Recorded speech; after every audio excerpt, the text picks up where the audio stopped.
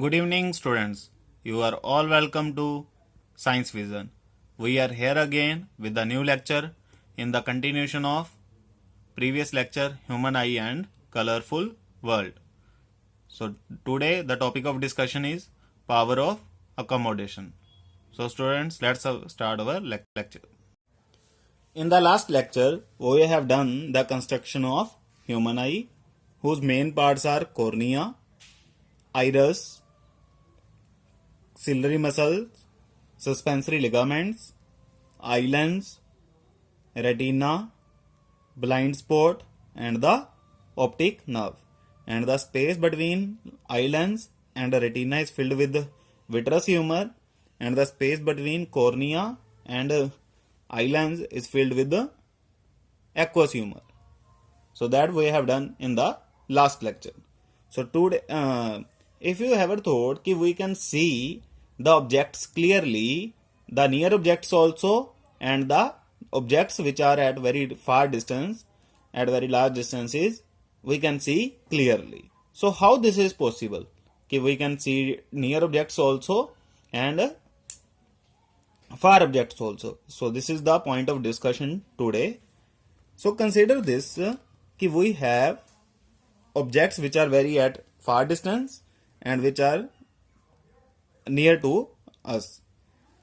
As we know, the light rays coming from the of the objects which are at very large distances are parallel. If you remember the ray diagrams we have done, when object is placed at infinity, the light rays are coming parallel to the principal axis. So in the same way, we can consider that when light from the object which is far from our eye, the light is coming parallel to us. And eye lens, as you know, eye lens is convex lens which is converging lens. So these parallel rays, after passing through the eye lens, get refracted and get converges to the retina. So this happen when light rays coming from the far objects. But consider when the light rays coming from the near objects, and when object is near our eye, so consider that our eye is there, light rays appear to be diverging. Light rays appear to be diverging because one light ray is going like this and other is going like this. So light rays are diverging because it is very near to our eye. But in the far case, the light rays are very parallel to each other, and hence what happen, the diverging light rays get converged due to the eye lens. Eye lens converges the light rays to the retina. But if you think that here light rays are parallel, so they are not diverging, and it is easy for the eye lens to converge it to a point because it requires less power. But in this case, light rays are diverging, so it has to have more power to converge the light rays because light rays are diverging. But in this case, light rays are parallel. There it has to do more. It has to put more effort to converge the light rays to the same point.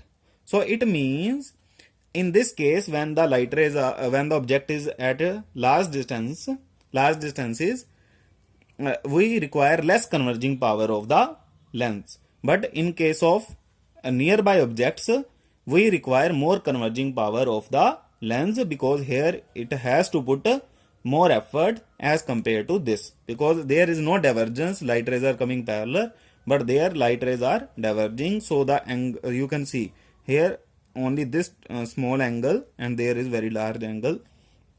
It has to converge. So clear?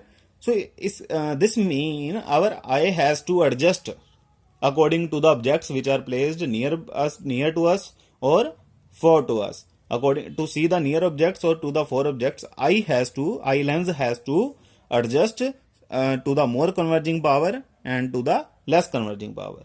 And how it can be done? As you know, power is equal to 1 upon focal length.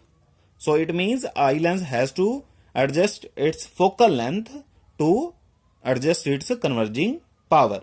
So in some cases it requires less converging power, and in some cases it requires more converging power.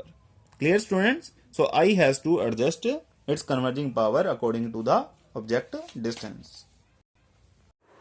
So we can say कि ice basically adjusted its focal length to see the nearby objects and far objects, and the ability of eye to adjust its focal length of the eye lens with the help of ciliary muscles so as to see nearby objects as well as distinct object is called power of accommodation. तो आई की इसी power को, इसी ability को, जो अपनी focal length को adjust कर सकती है, हम इसे क्या बोलते हैं? Power of accommodation. So the ability of eye to adjust its focal length of the eye lens to see the nearby objects and to see the distinct objects is known as power of accommodation. So clear students, what is power of accommodation? But now the question is कि how it can be possible, कि how eye adjusted its focal length. So students, come back to the previous section, to the construction of eye. This is the eye diagram. So here you can see ciliary muscles, and ciliary muscles help the eye to change the help the eye lens to change its focal length. How it can be done? The ciliary muscles they are flexible basically. Ciliary muscles are flexible and eye lens is also flexible. So they contract the eye lens, or they can relax, so that they can relax also, and they can strain also. They can produce strain also in the eye lens. So eye lens can stretch also, and eye lens can compress also due to the help of ciliary muscles. So ciliary muscle exert pressure on it, and it become smaller in size, and hence smaller it become thick, and when ciliary muscle relaxes it become thin. So see how it happens. See this. So this is the eye lens and this is the ciliary muscles, and if ciliary muscles get strained and contract, the eye lens become thick, the size becomes small, and width become thick. So it become thick, and more is the thickness, more is the converging power, because it now can refract up to this, and with the thin lens it can refract only this. So you can see the difference. So as the thick ciliary muscles get strained, it become contract, and hence lens become thick and focal length changes. So clear students, how the ciliary muscles helps to, and also if ciliary muscles get relaxed, the lens become thin, converging power become less. So to see the nearby objects, we require more converging power. So in that case, in the case of near objects, ciliary muscles get strained, and for far objects, the objects which are far, ciliary muscles are in the relaxed state, and hence lens is thin and focal length is large. Clear students? As focal length is large, and we know power is equal to 1 upon focal length, hence power is less, and for far objects we require less converging power, and for near objects we require large converging power. So clear students? So basically we can say कि power of accommodation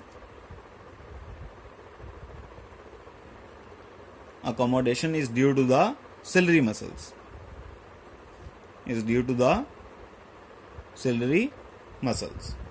So basically now we can understand the function of ciliary muscles. So this is the function of ciliary muscles. It can change the size of eye lens such that its focal length changes. So what is the function of ciliary muscles?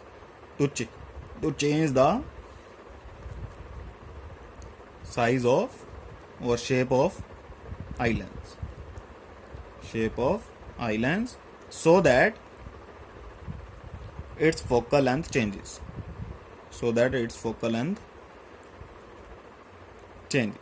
Clear students? So this is the function of ciliary muscles. So students, we can see the objects, this is the important point to note down, कि we can see the objects at infinity, like stars. Stars are very far distance and we can see the stars clearly.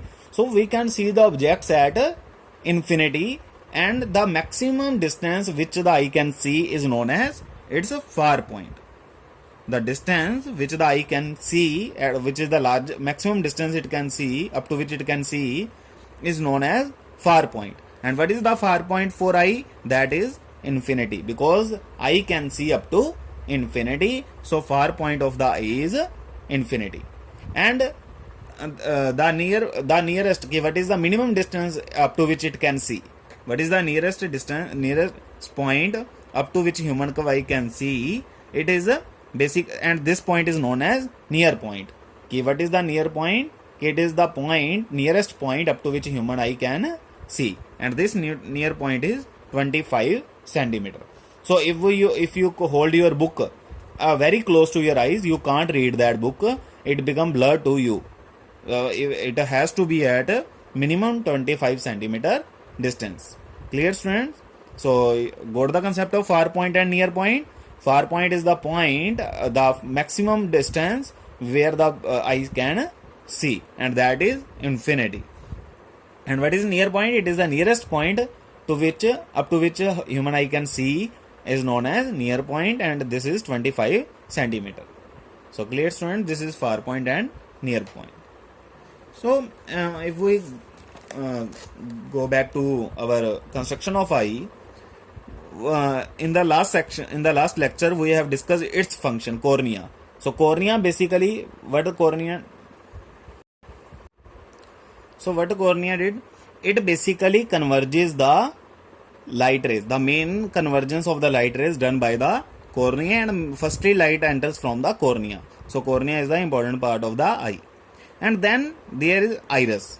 So we have not done the function of iris. So let's discuss about the function of iris. So iris basically, it is also a flexible membrane which can change the size of its pupil. There is the hole in the center which is known as pupil. If you remember, there is a hole in the center of the iris which is known as pupil, and after the cornea light enters from the pupil. So after the cornea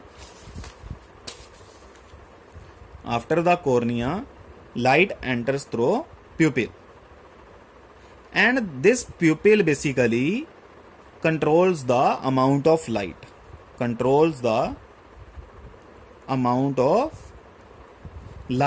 entering the human eye. So what a pupil does, it controls the amount of light entering the human eye. But how it controls? With the help of iris. With the help of iris.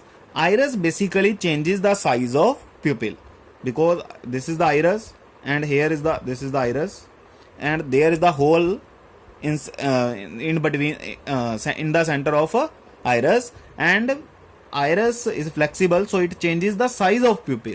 So it can make it small or it can make it large according to the need. So when we want to see the objects in the dark, when there is a darkness around us, so we need more amount of light so we can see the object. So we need large size of pupil. When we want to see the objects in darkness. So when we are around us, there is darkness, so we require large size of the pupil. So iris basically changes the size of pupil according to the need, and more amount of light can enter through the pupil, and hence thing is visible to us. But when there is a very large amount, like in afternoon, if in afternoon you come out of your house, so there is more light, more amount of light around you,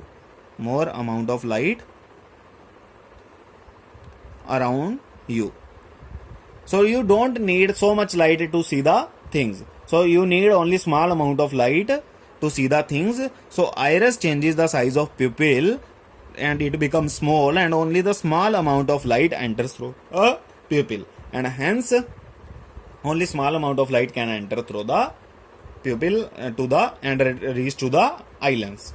So basically pupil controls the amount of light entering the human eye, and it is necessary because if large amount of light can get entered into the eye, if more large amount of light enters into the eye, it can burn the retina. For the safety purpose, pupil changes its size to control the amount of light. and it can done be with the help of iris. So iris, what is the function of iris? It changes the size of pupil. And what is the function of pupil? It controls the amount of light entering into the human eye, such that it can, for the safety purpose of the retina, otherwise it get burned. Clear, students? And this you can understand with the help of key. When you come out of the cinema hall, when you come out from the cinema hall, you can't see clearly the objects for a moment, and after 2 or 3 seconds you can see the objects clearly, because when you are in cinema hall there is darkness. You are surrounded, there is darkness around you, and the size of pupil become very large. Size of pupil become very large in the darkness, and hence when you come out from the cinema hall, size of pupil is very large, and very large amount of light get entered into the eye. Very large amount of light get entered into the eye, because size of the pupil is very large, and due to the very large amount of light, you see only sunshine only. You can see only the sunshine, not the objects. Your eyes get filled with the sunshine, so you can't see the objects clearly, and it takes some time to again come to the normal size. So people take some time to come back to the normal size, so that you can see the objects clearly. So people take some time to relax itself or to contract itself to change the size of iris. Takes some time to relax or contract, so that the pupil size changes. Clear, students? What is the function of pupil? The pupil function is to control the light. Clear, students? So this is the function of iris. Now we know function of, I think, all the parts of the eye: cornea, iris, eye lens, ciliary muscles, retina, rods and cones, optic nerve.